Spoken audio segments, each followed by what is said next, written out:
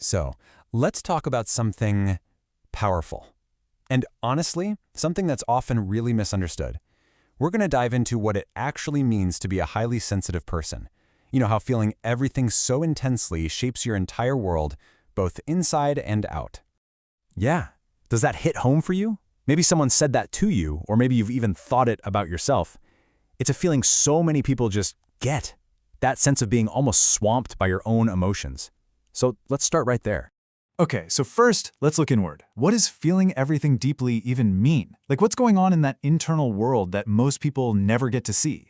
And look, this isn't just about your feelings. It's more like you're walking around with this super high-definition sensor for everything.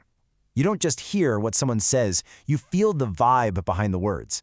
You don't just notice a quiet moment, you can feel the weight of it.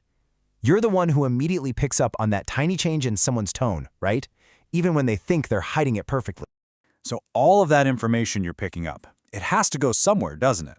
And a lot of the time, it just bounces around in your head, creating this mental echo chamber. You know what I'm talking about.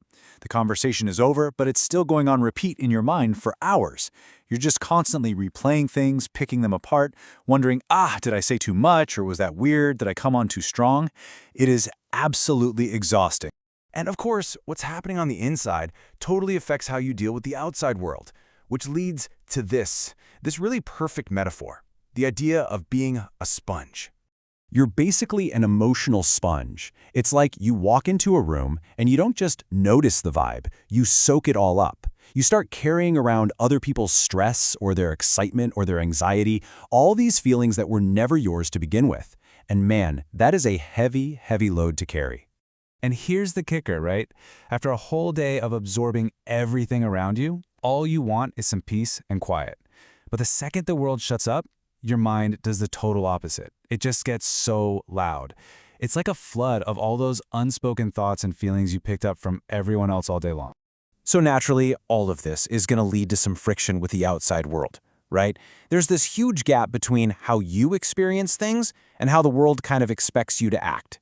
It really is the story of a misunderstood heart. I mean, think about it. Our culture loves to reward people for being tough, unflappable, emotionally bulletproof. But your heart, it's soft, it's open, and you're trying to navigate a world that basically gives bonus points for wearing emotional armor. That's a tough spot to be in. Okay, and this is the big turning point. The world loves to stick a label on you, right? Oh, you're just too sensitive. And they say it like it's a bad thing, like a way to just dismiss you. But what if we flip that completely on its head?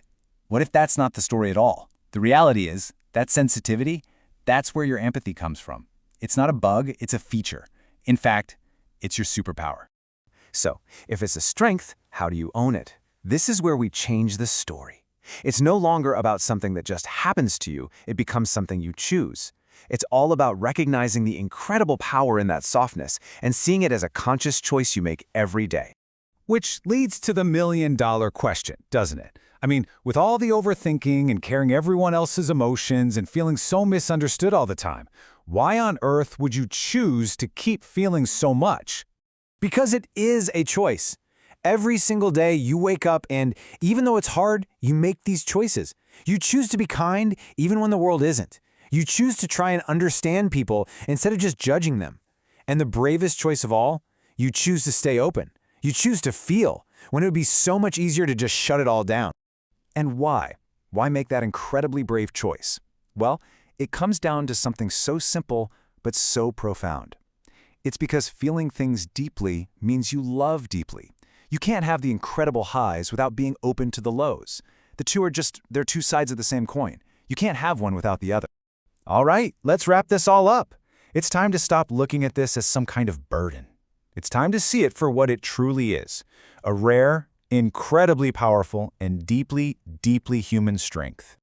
Let me be crystal clear here. In a world that honestly feels more and more disconnected every day, your ability to feel, to have empathy, to actually connect with people, that is not a weakness. It's a vital, absolutely necessary force for good. That sensitivity, it's exactly what makes you so rare. It's what gives you your power, and it's what makes you so beautifully, messy, and wonderfully human.